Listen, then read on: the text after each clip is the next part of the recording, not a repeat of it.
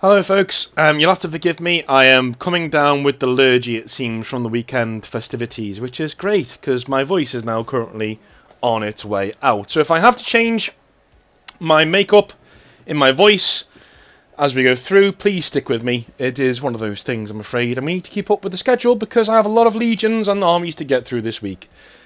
We are doing the Imperial Fists today and we'll be doing the Tau on Thursday with some more Hobby Nightmares to come tomorrow, which is Wednesday. If you like what I do, the subscribe button is down below. And if you really like what I do, then the bell notification icon is next to that. If you don't click that, you'll never know that I'm here. Quite simple, but it is what it is. YouTube is a very simple place, it seems, these days. Let's jump into it, shall we, so I can get this done and give my voice a rest. So, Imperial Fists. The Perfect Legion. I've heard them described as that before. Controversial, maybe. But for me, when we take into account the lore and how things are meant to work, the Ultramarines do not deserve their slot as poster boys for the Imperial Fists, for the Imperial cause, sorry. The Imperial Fists do. Not just because they were present and the main defenders at the Siege of Terra, not just because their legion exemplified the steadfastness that the Astartes were always meant to provide, but because the Horus Heresy has given them a darker and more foreboding side that not many saw within them when things originally kicked off. This is a challenging video, as in general, there are not many things within the Imperial Fists that I dislike. I'll try to find things I would like to change though, and if I can, improve on what the Imperial Fists are, and what they can be in the future. Let's jump into the good, shall we? So the good portion of this video will likely be the larger of the two, as the Imperial Fists have a lot going for them. They are a legion, much like the Night Lords, that acts in a way that is nailed to their purpose. They are consummate defenders. So just as the Night Lords are, guys who are striving for fear, things like that, I love legions that hold to their purpose and that aren't ambiguous about it, and the Imperial Fists are definitely one of those legions. This has the propensity to become annoying and slightly boring, as the Imperial Fists begin making fences and sitting behind them. Instead, they marry this defensive mindset with a zeal that leans directly into the successor chapters that will come after them. I'm going to avoid the obvious about the Imperial Fist, as I often like to do. I could sit here and tell you about sieges and stratagems and things like that, but in reality, the Imperial Fists are a legion saved by their successor chapters, not the other way around. They are an anomaly, right? They are a complete anomaly in 40k. Why? Well, the Black Templars and Crimson Fists are two sides of the same coin. One dark and unrelenting, and the other showing the more human side of the Astartes as a whole. The Imperial Fists of the Horus Heresy era are reworked to fit more in line with their later iterations, and in doing so are afforded a depth and feeling that is absent from the original Legion. How crazy is that? So normally, let's look at the Blood Angels, right? Look at the Blood Angels, look what that Legion is, and then you move to a bit later on, and you can see the Flesh Tearers and other successor chapters like that. They take their lead from the Blood Angels as the parent Legion. The Imperial Fist is the other way around. The Imperial Fist didn't really have anything until the Black Templars and Crimson Fists came along. Well, the Crimson Fists were always around, but you always get the sense that the Imperial Fists were always overshadowed by their successor chapters, which I think is a hell of a shame. The more severe, fanatic and unrelenting aspects of the Legion, you can almost see seeping into the mentality of the Legion as we move along. Sometimes a single character like Fafnir Ran extols the mentality of a chapter like the Executioners that we know is coming in the future. This is the true strength of the Imperial Fists. Their signs of things to come are likely the most overt of the legions within the Horus Heresy, and Games Workshop seem to have solved the Imperial Fists' perceived blandness by allowing the successor chapters to colour the Legion retroactively. And I think that's a very clever way of writing this. I think it's very, very clever that instead of going back and actually trying to give the Legion some purpose and poise from the start, they say, well, what do people like about the Imperial Fists? Well, the main thing that people like about the Imperial Fists are the Black Templars and the Crimson Fists. and the Soul Drinkers and things like that. So why don't we just make the Imperial Fists more like their successor chapters, like the Executioners and all that? So all of those things are in the myriad makeup of the Imperial Fists. But I do think that sometimes things are lost in translation a little bit. Another strength of the Imperial Fists, for the most part, is their Primarch. Rogel Dawn becomes a much more interesting character as time goes on, and more fractured parts of his character come to the surface. This comes to a head when Sigismund, probably the best Imperial Fist character, well not probably, he is the best Imperial Fist character, he's Sigismund for fuck's sake. This comes to a head when Sigismund admits to falling in with the faith of the Emperor as a god, or at least believing in superstition. Dawn tells him, and I quote, you are not my son," before casting him out, which seems like an overly knee-jerk reaction as things go to a Space Marine simply discovering that he has faith in something bigger than war, you know? What I like to believe here is that the Legion exemplifies their Primarch, and in Sigismund making this decision to disobey Dawn's orders through his faith, they show another mirror to a part of Dawn that is always there, bubbling below the surface. Dawn values nothing more than discipline, although that is boiling him down quite a bit. So having that challenged by one of his own sons strikes at something that is incredibly close to his core. If Dawn did not have such things written in him, however, or within him, the Black Templars and Soul Drinkers wouldn't exist, would they? This is what I mean. The Imperial Fist are deceptively interesting, and that's the true tragedy of them.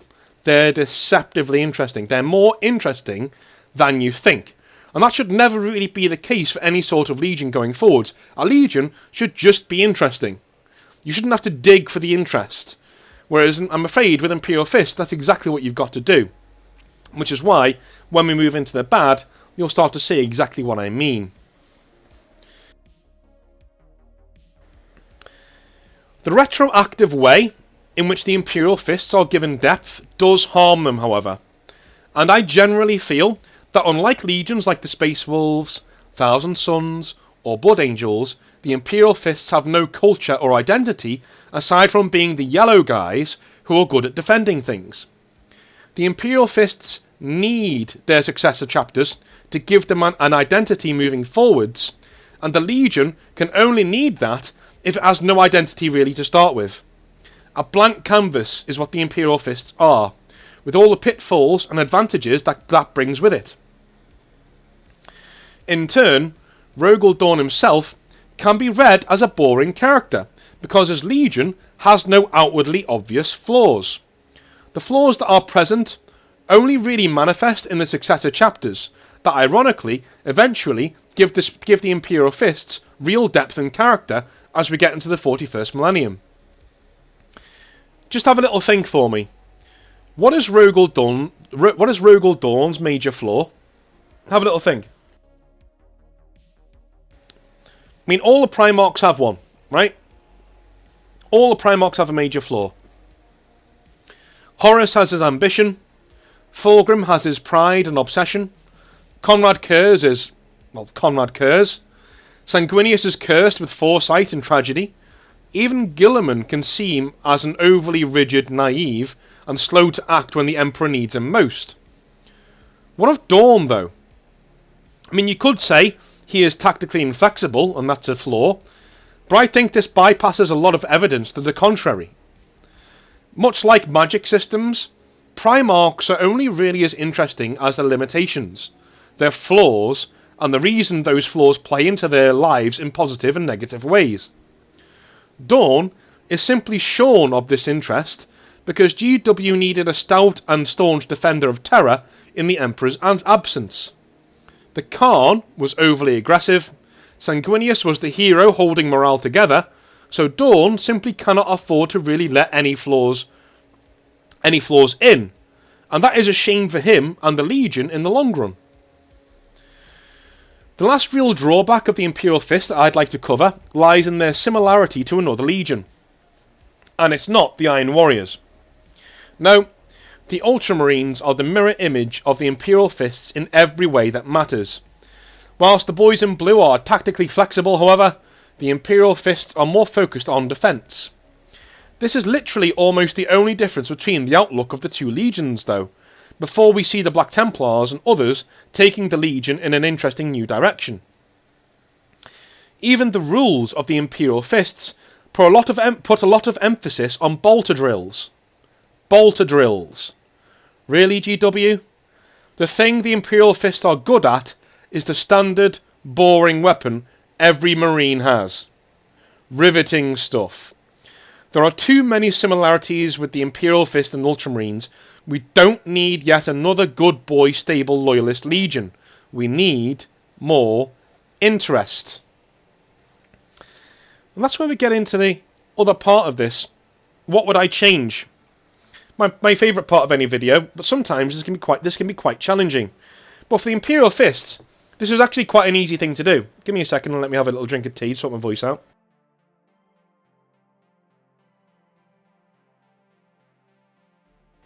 Good bit of Yorkshire. You gotta take your hat off to them. Gotta take your hat off to them. Anyway, what would I change about the Imperial Fists?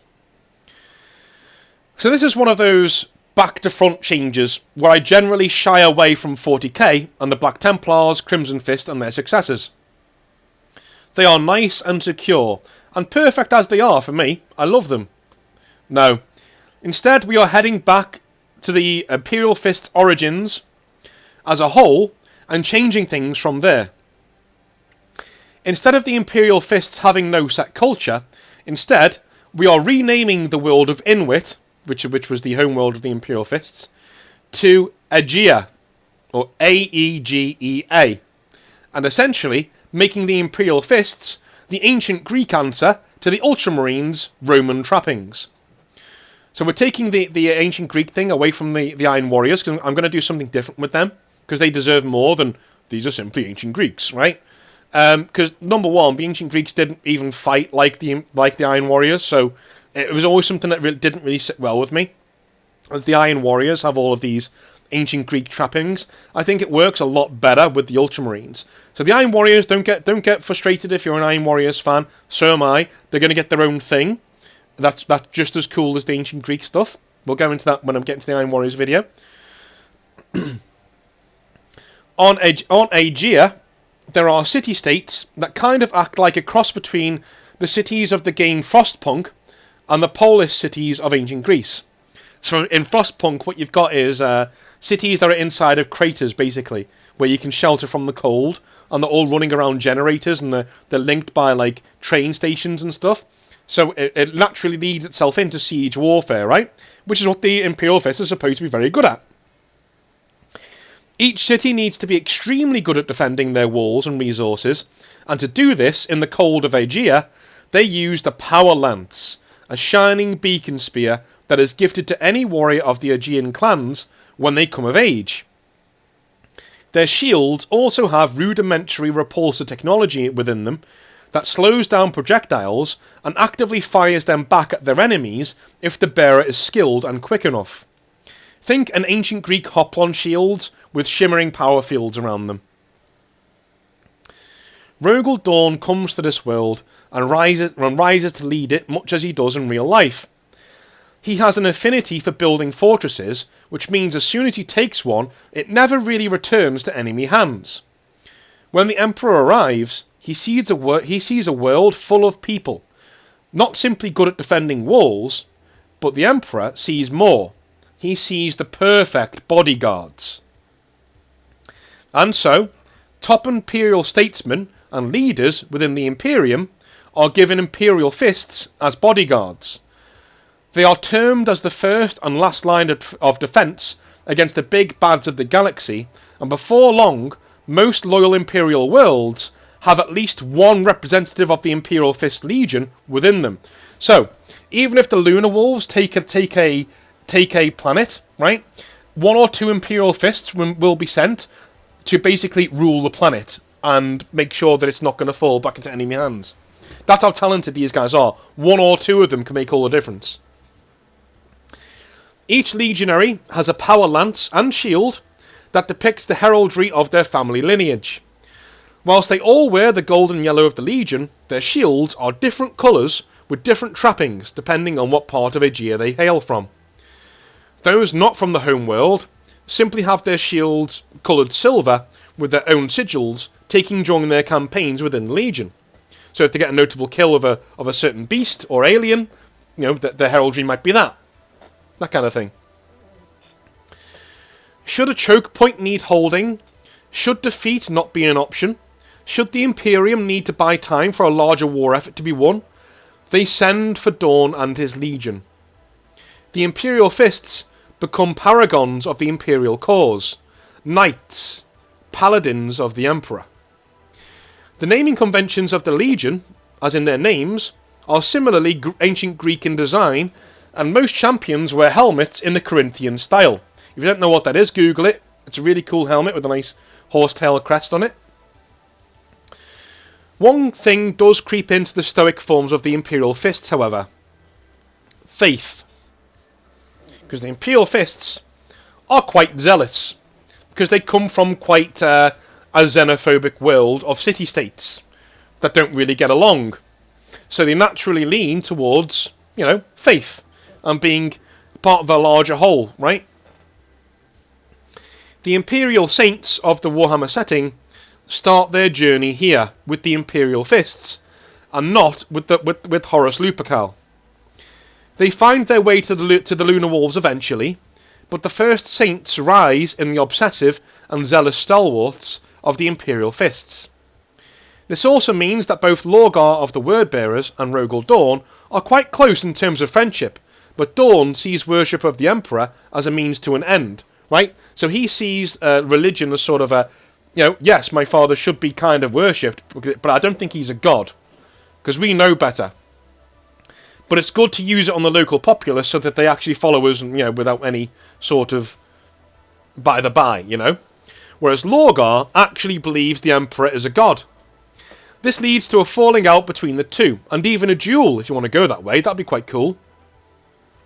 It also leads to a near fracturing of the Imperial Fist Legion, as many side with their Primarch's thinking, while some, like Sigismund, come to think the Emperor is a god, and begin decorating their armour with more knightly adornments, drifting away from the original Greek aesthetic of the Legion. These are eventually cast out, with Sigismund, but are recalled for the Siege of Terra, where the Legion reconciles to defend the Imperial Palace. Alrighty. The rest of the story of the Imperial Fists occurs just like it does in the current lore. All we have done here is give the Imperial Fists a definitive identity that is independent of their successor chapters, and actually influences the Black Templars and other chapters rather than the other way around. Rather than us seeing how the ideas of the Imperial Fist have come from the more popular Black Templars, we now can see how the outlook and culture of the Imperial Fists eventually moulded the zealous weirdos that are the Boys in Black. The same, of course, goes for the other successor chapters as well. But what do you guys think? Again, not every Legion will need a massive rework, and I don't think the Imperial Fists really need one. All they needed was purpose. All they needed was a more coherent backstory that is a more solid foundation for what the Imperial Fists eventually become later on. And also, the Imperial Fist shouldn't just be using fucking bolters. That's lame. They should have their own thing. I think power lancers and shields, they are really reminiscent of the old phalanxes of the ancient Greek world, right? I want to lean into those trappings and have them resemble these heroes of ancient Greek myth. And if you really want to, if you think it's too much of a divergence to have them become knights later on, why don't we make them more like the Byzantine Empire? Why don't we make them more like those knights rather than the actual medieval knights? You could do that, right? Instead of them being like Black Templars, the Black Templars could look weirdly like, kind of like Eastern Roman Empire knights. And people like that, Latin knights. That would look pretty cool. Anyway, what do you guys think? Let me know in the comment section down below. Love you a long time. I'll be back with some more Hobby Nightmares tomorrow, as long as I don't lose my voice. Love you all. Speak to you later. Have a good one. See ya.